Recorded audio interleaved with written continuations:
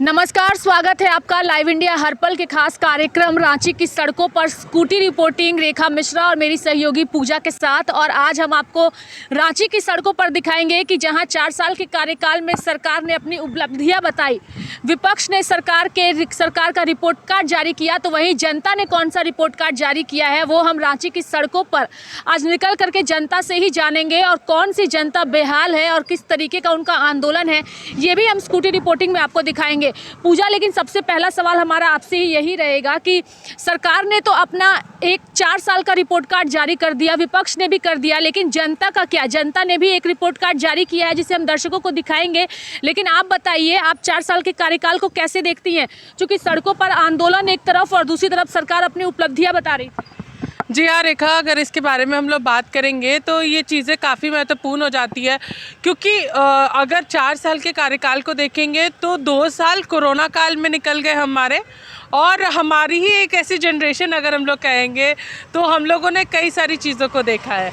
लेकिन अगर 4 साल के कार्यकाल की बात करेंगे तो इस 4 साल के कार्यकाल में झारखंड ने ओल्ड पेंशन स्कीम को भी देखा है रेखा। इससे हम लोग डिनाई नहीं कर सकते हैं कि ओल्ड पेंशन स्कीम एक काफ़ी महत्वपूर्ण योजना जो है वो बनी हुई थी।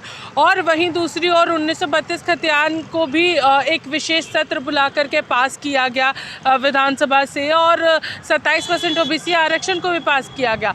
और कई सारे जो लोग पंचायत सचिव के जो लोग थे उन लोगों को इसी सरकार ने नियुक्ति दिया, टीजीटी के जो अभ्यर्थी थे उन लोगों को नियुक्ति दी गई। तो ऐसे कई सारे जो मुद्दे हैं वो यहाँ पर ज़रूर हुए हैं, कामकाज हुए, लेकिन अभी भी ऐसे कई मुद्दे हैं जो अभी भी सड़कों पर है। चाहे वो पारा शिक्षकों की बात करेंगे जो यहाँ पर कल तक प्रदर्शन में बैठे हुए थे, और 10 जनवरी तक उन्होंने अपना प्रदर्शन रोक कर रखा है कि अगर 10 जनवरी से पहले बातचीत नहीं होती है तो एक उग्र आंदोलन होगा, ये उनका कहना है। विधायक मंत्री अपनी बातें कहते हैं, ये कहते नज़र आते हैं कि हम लोग कर रहे हैं। पंचायत सचिव की, अगर पंचायत सचिवालय स्वयंसेवक की बात करेंगे तो उन लोगों का भी देखने को मिलता है। तो बहुत सारी ऐसी चीज़ें हैं वो इस वक्त हम लोगों को देखने को मिल रही है। तो तमाम चीज़ें हैं। हमारी कोशिश यही होगी कि आज हम उन सारे मुद्दों को जनता के सामने रखें, जनता के सवाल भी हम रखेंगे जो जनता की ओर से उठाए जा रहे हैं। और सरकार भले ही ये कह रही है कि हमने ये विकास के काम किए, लेकिन उन विकास के कामों का क्या जिसे जनता उठा रही है उसे सरकार कब पूरा करेगी, यही आज हम आपको स्कूटी रिपोर्टिंग में बताएंगे। बने रहिए आप हमारे साथ।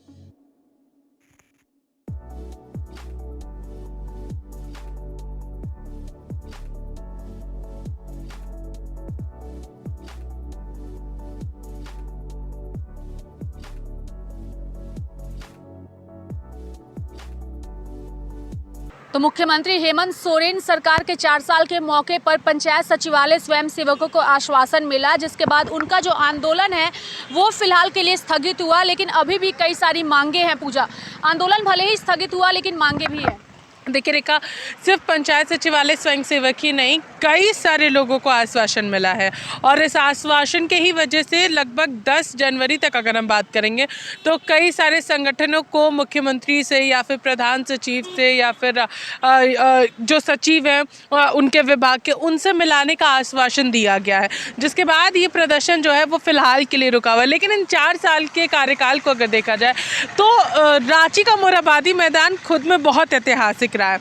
बहुत सारी चीज़ों को इस मोरहाबादी मैदान ने देखा है, चाहे वो आंदोलन हो, लाठीचार्ज हो, या फिर पानी की बौछार को देखना हो, या फिर सरकार का भव्य कार्यक्रम हो, सभी चीज़ें ये रांची मोरहाबादी मैदान जो है वो देखता आया है। मुझे दिखता आया है और इसी को लेकर के आज हमारे साथ इस वक्त पंचायत सचिवालय स्वयंसेवक संघ के लोग भी हैं, जो कि फिलहाल इनका आंदोलन शांत है, लेकिन आश्वासन मिला, आंदोलन खत्म हो गया। उम्मीद कितनी है कि न्याय भी मिलेगा?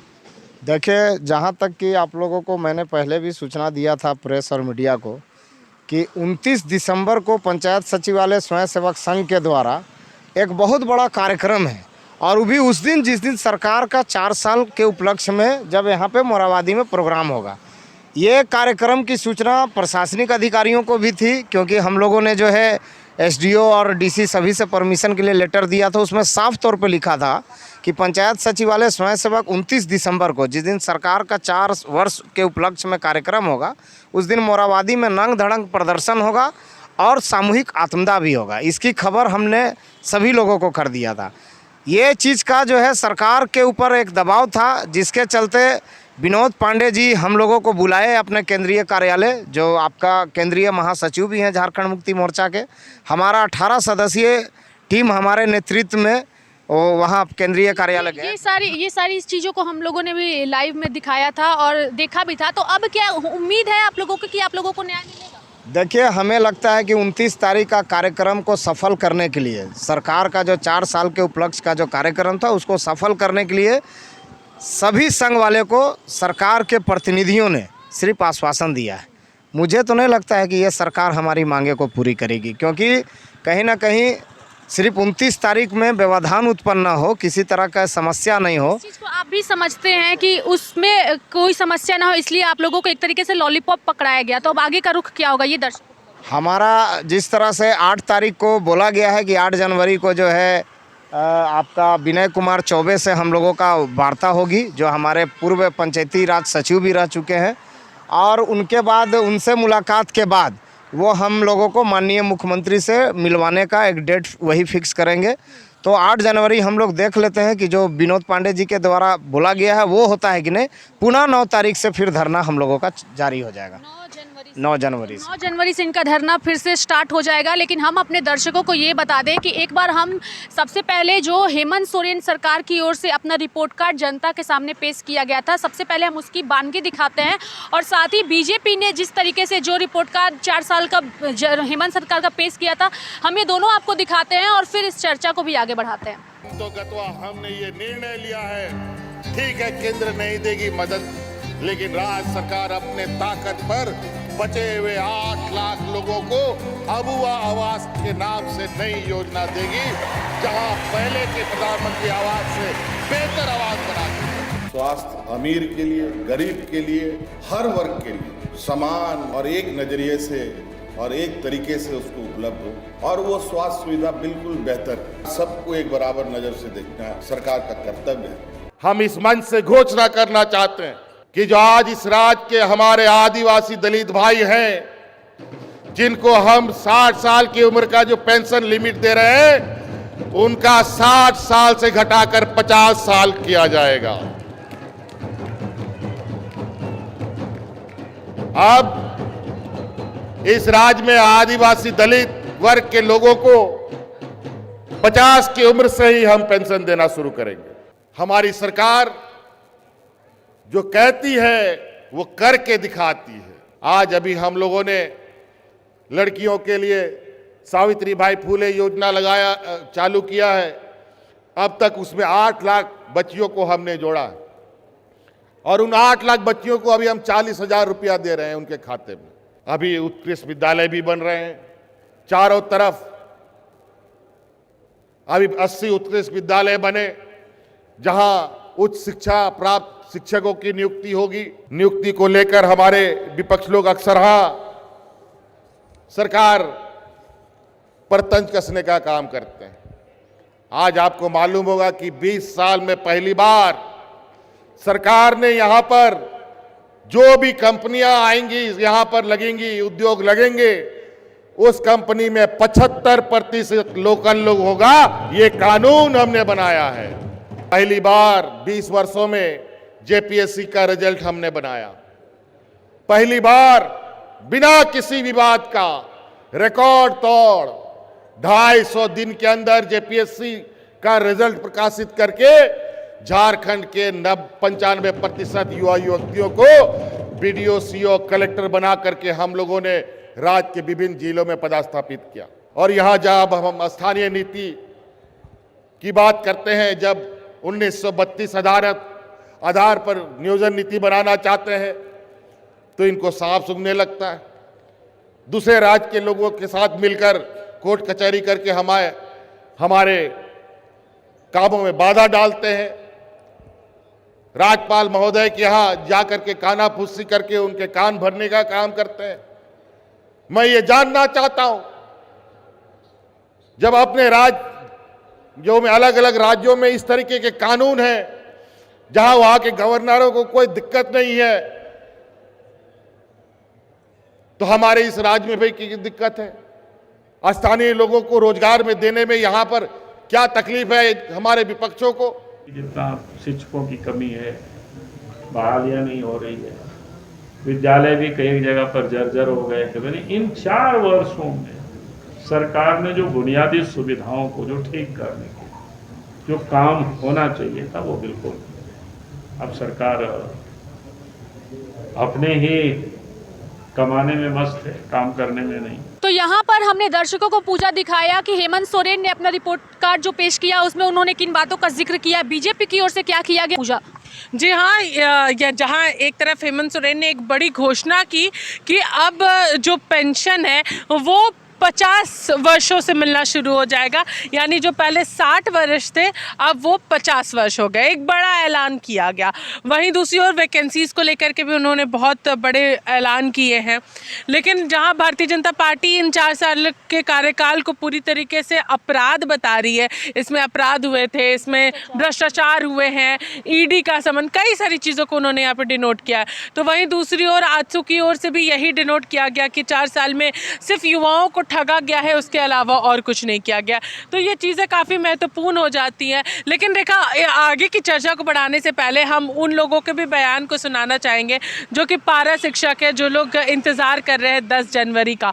तो पहले उस बयान को सुना लेते, फिर आगे की चर्चा करते हैं। हाँ, बिल्कुल, पारा शिक्षकों के बयान को हम दर्शकों को सुनाते हैं और फिर इस चर्चा को आगे बढ़ाते हैं। सुनना चाहते हैं कि चौथा वर्षगांठ में आप क्या हमको घोषणा करने दे रहे हैं। 3 महीना में वेतनमान का वादा किए थे कि 3 महीना में वेतनमान देंगे, लेकिन 4 साल बीत गया, 4 साल में आप दिया नहीं। अब विश्वास नहीं और घोषणा नहीं, आश्वासन नहीं, आप करके दिखाइए। ये हम लोग करने का घेरा डालो, डेरा डालो, आज हम लोग यहीं बिताइए। अभी अपने अधिकारियों को भेजे हैं, ये शुद्ध केवल ठगने के लिए भेजे हैं, पहला बार नहीं है। ये बार बार अधिकारी को भेजते हैं, इनका जिस समय प्रोग्राम रहता है, अब प्रोग्राम निपट जाने के बाद ये भूल जाते हैं। इसलिए इस बार इनका चौथा वर्षगांठ शांति से नहीं मनेगा।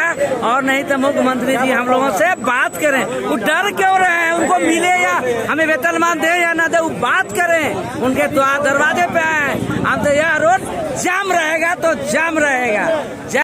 हम तो संतुष्ट नहीं हैं उनके कार्यकाल से, क्योंकि खाली झूठा वादा करते हैं, कोई वादा पूरा नहीं करते हैं, इसीलिए हम संतुष्ट नहीं उनसे। कि जब हमारी बात नहीं मानी जाती है, कई बार लिखित समझौते होते हैं और वो इम्प्लीमेंट नहीं होता है, तब हम लोग फिर से एक बार धरातल पर उतरते हैं, आंदोलन में उतरते हैं।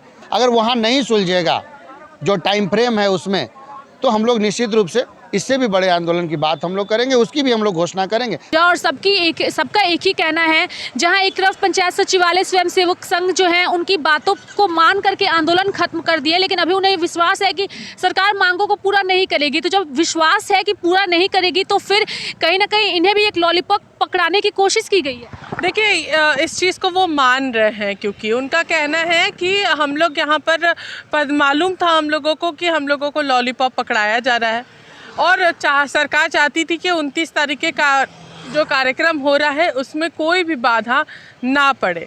तो इसलिए ये चीज़ें जो है वो काफ़ी साफ तौर पर ये कह रही है कि इन तमाम जो लोग हैं, 4 साल का कार्यकाल ज़रूर बहुत बेहतरीन रहा था, लेकिन इन 4 साल के कार्यकाल में कई अच्छी भी चीज़ें हुई हैं और कई ऐसी भी चीज़ें हुई हैं जो नहीं होनी चाहिए थे। जैसे कि लोगों पर लाठीचार्ज हुए हैं, लोगों पर पानी की बौछारें हुई हैं, आंदोलन हुए हैं। तो ये सब भी चीज़ें जो है इन 4 साल के कार्यकाल में हम लोगों को देखने को मिली है। रेखा।